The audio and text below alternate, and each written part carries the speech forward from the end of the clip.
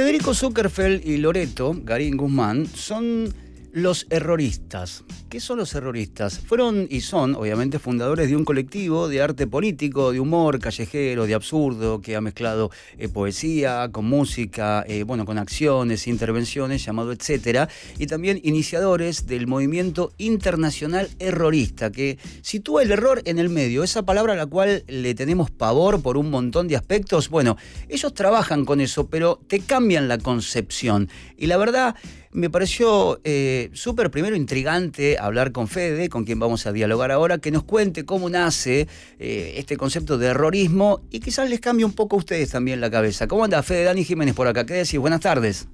Hola, Dani, ¿qué tal? ¿Cómo te va? Buenas tardes.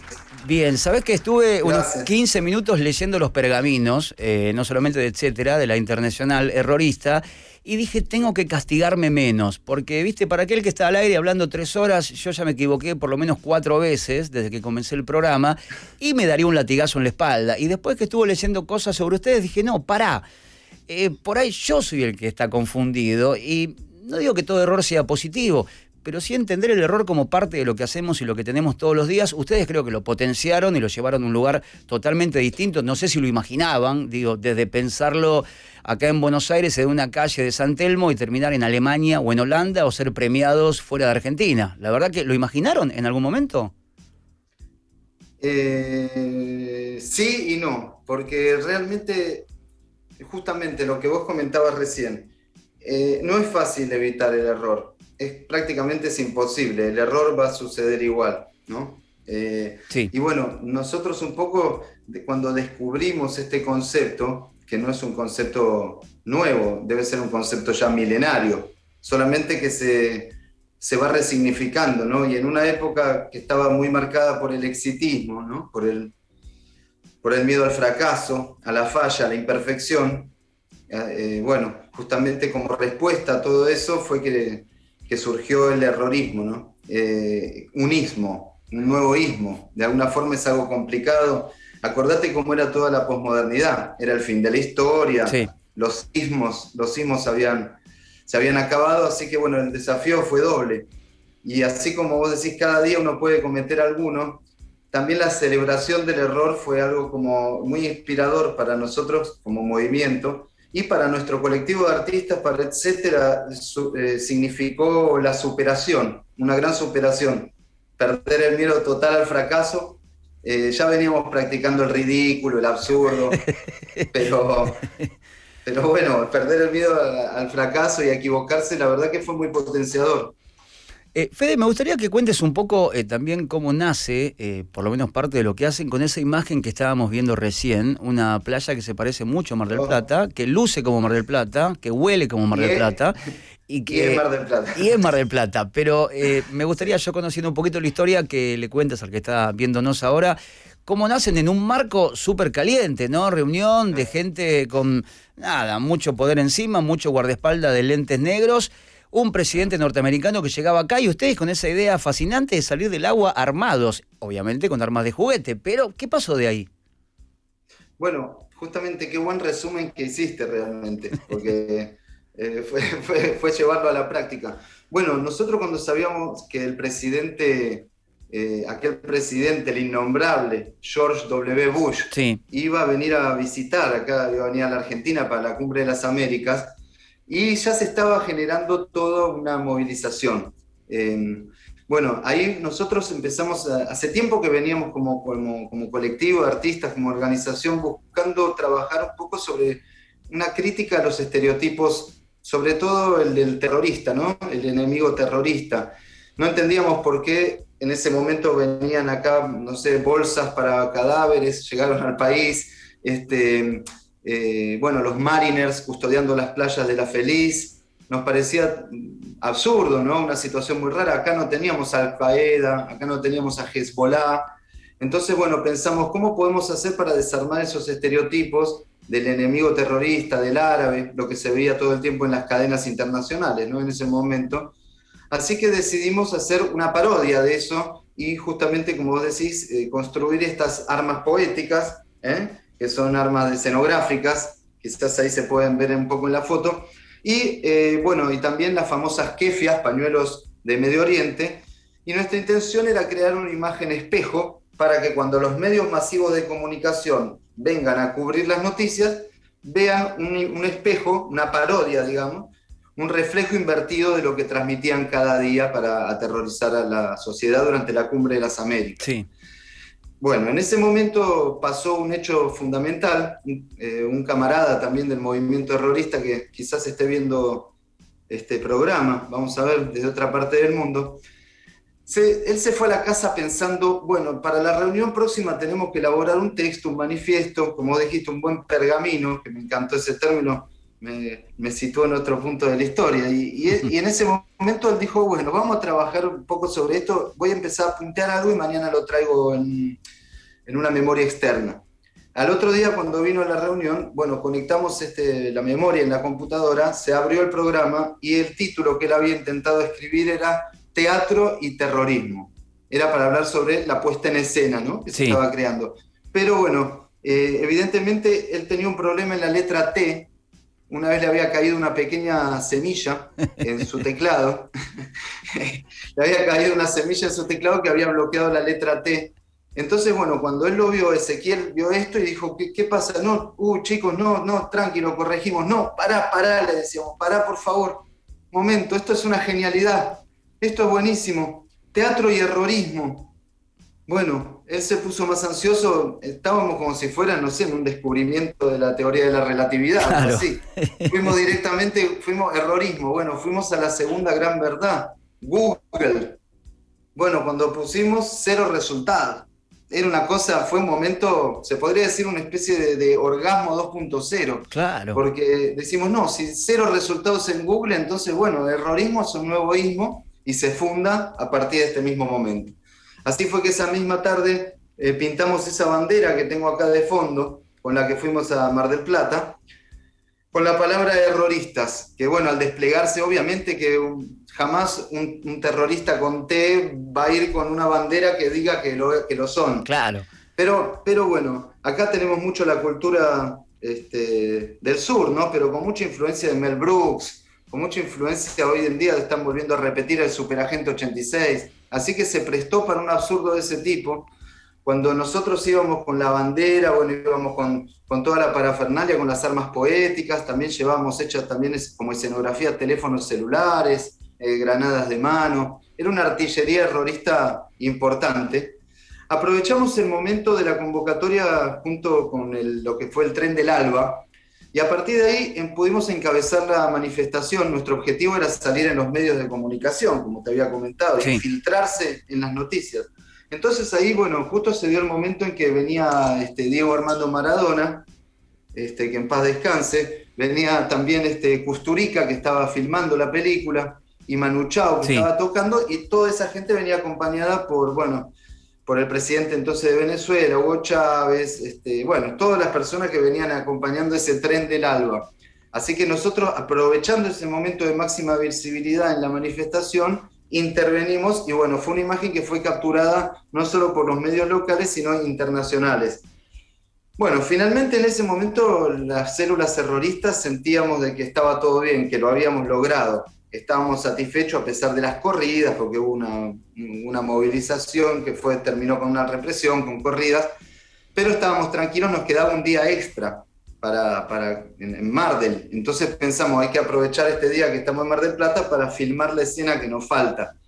La escena de los erroristas, les erroristas sería hoy, desembarcando ahí en La Feliz con un bote inflable, una imagen épica, ¿no?, que es la que estamos viendo ahí. Jamás pensamos que a las 16:15, en ese momento iban a pasar dos aviones acompañados por helicópteros, y uno de esos era el Air Force One. No. Digamos que ahí, mirá qué error. Por error le estábamos apuntando con armas poéticas al avión donde iba el presidente de Estados Unidos. Entonces, por error también, desde lejos, con los binoculares, se veía, claro, era como si fuera un cómics en 3 dimensiones, porque claro, de cerca se notaban que eran de escenografía, de cartón, pero de lejos, bueno. Entonces mandan la señal de alarma y bueno, cae la policía con la brigada de antiexplosivos, cierran la playa y vienen a detener a estas células terroristas. Ahí está justo el momento que estás pasando, ahí en la pantalla, Sí. es el momento justo de aquel ahí se ve el avión que pasaba. Bueno, nos vienen a detener, bueno, gritando, arrojen las armas. Bueno, era todo de cartón. Nosotros teníamos una autorización que habíamos hecho, gracias a que en ese tiempo teníamos una compañera que era muy buena con Photoshop, que autorizaba a la filmación en la playa de Mar del Plata, digamos, de esta puesta en escena. Sí. Entonces, cuando la policía se dio cuenta, en el momento la policía, ahí surgió otro concepto que para nosotros es muy importante, que es el de espectactor y actorcidio, digamos. El actorcidio o actricidia sería aquel actor o actriz o performer que se suicida en la escena, digamos, ¿no? Y el otro sería el protagonista, como en este caso era la policía, que se convierte en protagonista de una escena absurda. Cuando toman conciencia de que era todo, digamos, una escenografía, decían desplieguen la bandera y le íbamos desplegando despacio, y claro, hasta que vieron que no estaba la letra Claro, T, hasta la T ya iban presos. Bueno, hasta la T seguían dudando. Bueno, no estaba la T, y entonces, bueno, ahí también uno de los sargentos que estaba ahí nos comentó de que él siempre había querido ser actor, pero como no lo habían dejado, él había decidido dedicarse, unirse a la fuerza. Y bueno, y un poco, digamos, al mejor estilo Policías en Acción, querían participar del film, digamos. Ya estaban siendo filmados, se dieron cuenta que la situación era un error, a pesar de que decían, no hubo error, porque desde allá la gente pensaba que eran, pero si hubiésemos sido, si éramos, no íbamos a estar con una bandera que lo diga. En fin, bueno, eso, digamos, fue el surgimiento del mito, porque todo ismo, todo movimiento como este tiene siempre un hito fundacional, y en este caso fue ese. Por error se le apuntó a Bush, por error también nos dejaron ir, porque realmente podrían haber seguido con el operativo. Y por error seguimos a partir de ese momento hasta el día de hoy, continuamos con esta idea de que el error es algo positivo, sin esperar de que hoy estamos en 2021, que 16 años el error iba a estar de moda. ¿Estás ahí, Fede? Sí, sí, Ahí hola. está. No, porque se había cortado bien. un poquito. Ahora, te pregunto, ¿cómo es desde su propio grupo trabajar con el error? ¿No? Porque, insisto, por ahí hay gente que nos ve y nos dice, a ver, me equivoco 2 veces y está mal. Yo leía, bueno, parte de toda la data y el laburo que hizo Lucila de producción a Edison diciendo, bueno, no es que al intento 1000 me salió bien. Aprendí 999 formas de no hacer una bombita. Al intento 1000 lo aprendí, es decir, te cambio en este caso la perspectiva. ¿Cómo es para ustedes, para que entiendan del otro lado, trabajar con el error? Digo, ¿es lo mismo que una equivocación? ¿Es algo distinto? Porque es inherente a nosotros. Muy buena pregunta, muy buena pregunta. Entramos en un terreno filosófico intenso, ¿no?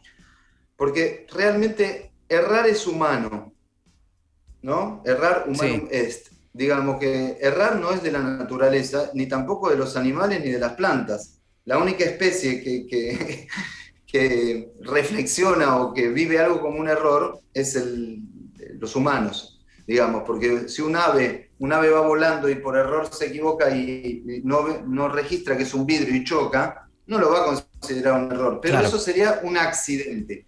Nosotros con el tiempo nos dimos cuenta que el error errorista no es cualquier error. El error errorista es un error en el cual las y les erroristas somos conscientes de la inconsciencia del errar. Digamos que nosotros estamos en una errancia durante nuestra vida y el error es inevitable. Sí. Entonces, trabajar a partir del error no es justamente negarlo y decir, bueno, entonces hago cualquier cosa, total si me sale bien o mal. Es como superar un poco la idea moral de que algo está bien y algo está mal. Claro. Digamos, en la educación, sobre todo con los niños, niñas, niñes, en la infancia, el error es algo que por lo general se castiga. Digamos, nuestra generación, bueno, no es la que le pegaban con la regla, pero siempre que alguien cometía un error era algo como a ser castigado, a ser sancionado, y no un estímulo. Digamos que el error es algo inevitable, y ponerle en la música un pifie puede ser la más grande belleza, ¿no? Sí. Una nota disonante puede construir, desarticular una armonía. Entonces, realmente el error, digamos, sobre todo en el arte y en el pensamiento, es un aliado que siempre está presente. ¿Cómo trabajar desde ese lugar en lo cotidiano? Bueno, hay que remitirse a pensamientos como la filosofía del budismo zen, por ejemplo, que considera que el presente es lo único que existe. Entonces, digamos, si nosotros pensamos que lo único que existe es este momento presente, los errores del pasado no se pueden solucionar hoy, digamos, y los errores que podemos cometer en el futuro tampoco los podemos prever. Podemos intentar generar un margen para que salgan las cosas lo más parecido a lo que uno imagina. Claro. Pero el devenir es incierto y el azar también maneja más la realidad, digamos, que lo que nosotros proponemos. Así que es un salto al vacío, digamos, es un salto al vacío profundo. Lo que pasa es que una vez que entras en eso es muy difícil salir. Sí, pero me parece que es mucho más sano normalizar el error, sabiendo que es inevitable, ¿no? Porque por más que uno lo quiera evitar, digo, es parte de una construcción mucho más larga. Digo, es un peldaño, es una gota en el océano el error. Y de hecho el error siempre sirve para lo que va a venir. Me parece, por lo menos construyendo Totalmente. desde ahí. Ahora, el año pasado ganaron una beca del Veralí Center de Artes y Sí, Políticas de Nueva York, por sí, ejemplo, por el sí. proyecto de Neo Extra Activismo, que eran acciones por el buen vivir en contra del ecocidio, en este caso. Cuando tienen Sí. que, por ejemplo, hacer un viaje así, o en este caso por pandemia tal vez no se pudo, pero recibir este tipo de galardones, de reconocimientos más Sí. que nada, ¿se sienten que llegan ahí desde un lugar distinto? Porque desde lo que es el teatro, una acción poética, digo, hay un montón de cosas ya vistas. Ahora, si vas al concepto de la Sí. errorista internacional, no está muy visto. Sí. Yo creo que armaron un camino ahí. Después, lo que venga detrás se va a parecer a ustedes.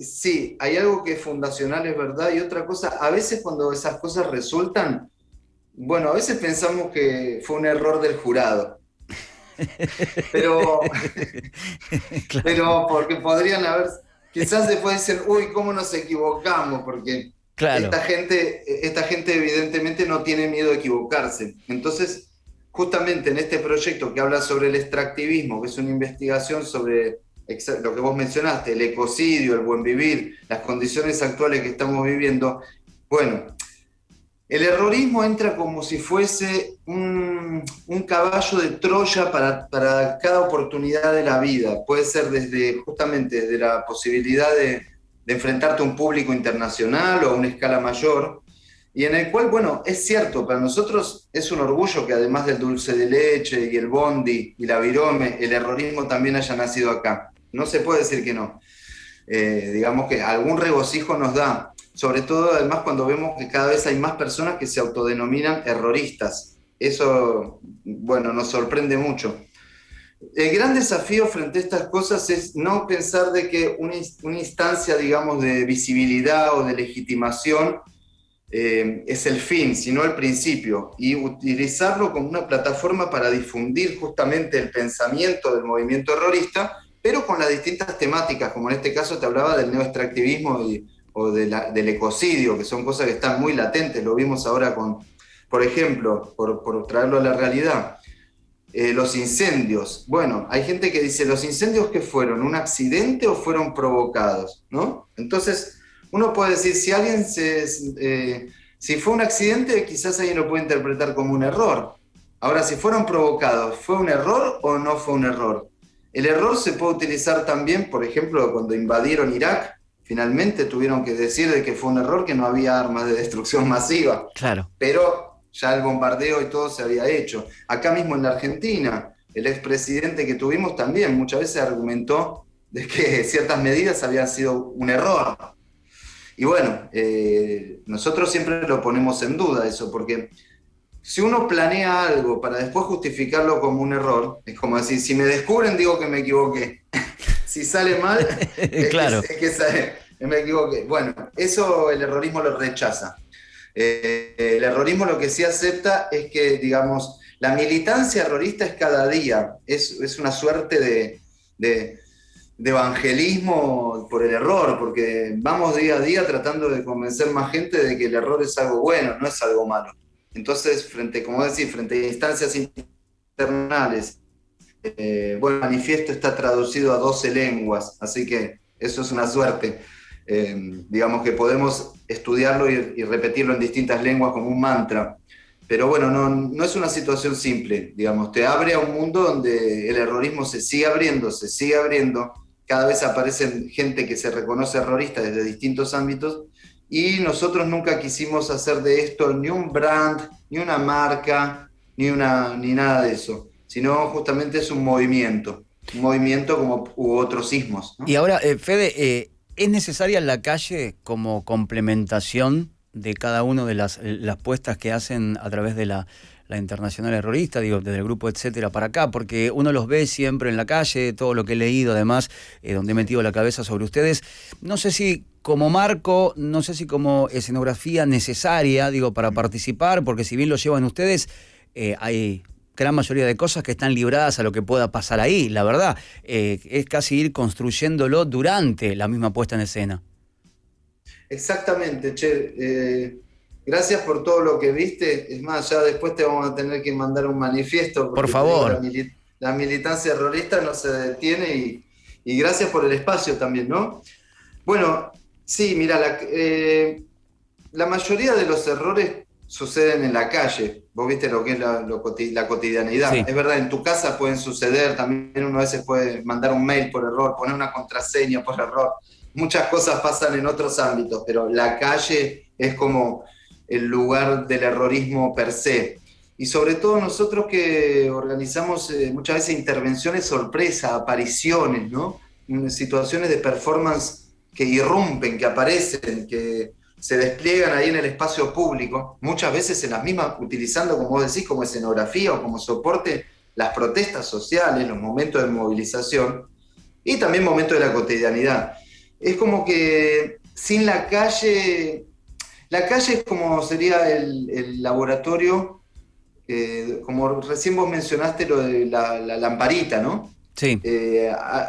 Uno experimenta en distintos laboratorios, un científico lo hace en su laboratorio y nosotros como erroristas muchas veces lo hacemos en la calle. La calle es un laboratorio para testear muchas cosas, el humor social, la capacidad de la sociedad de reírse o no frente a momentos muy complicados como los que vivimos acá en el país.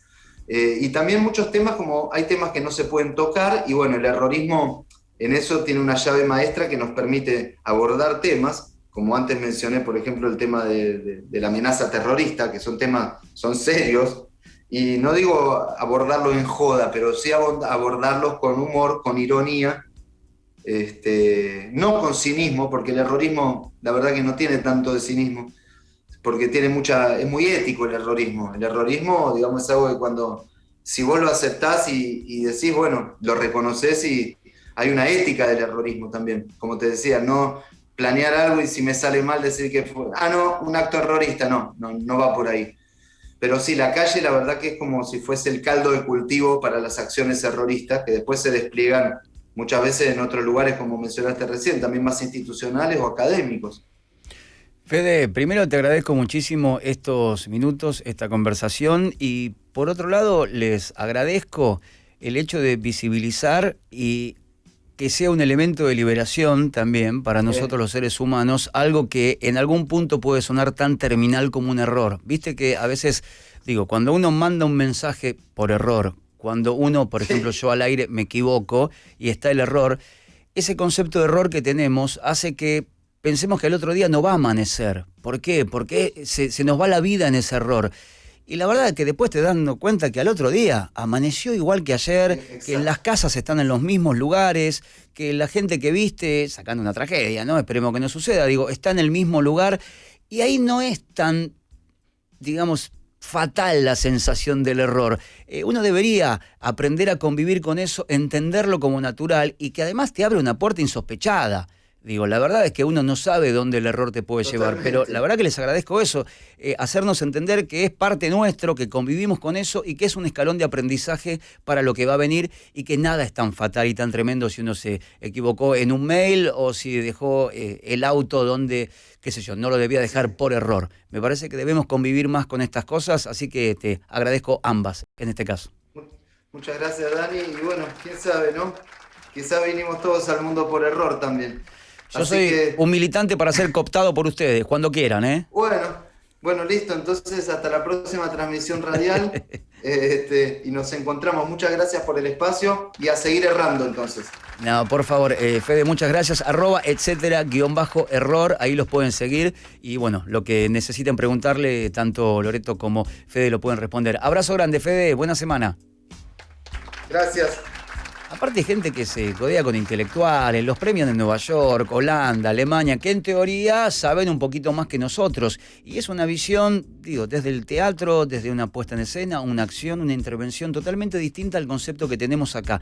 Y le tenemos mucho miedo al error, le tenemos pavor al error, a equivocarnos. Pero decíamos con él, quizás no metiéndonos en lugares demasiado filosóficos, no es lo mismo la equivocación que el error, ¿sí? Así que todos somos grandes erroristas y creo que deberíamos comenzar a entenderlo y hacerlo más amigo al error y no tenerlo como ese hecho que nos puede trabar el día y a veces en algunos casos incluso, ¿por qué no?, la semana. Por eso hablábamos con Fede Zuckerfeld para sacarnos de encima el concepto feo del error.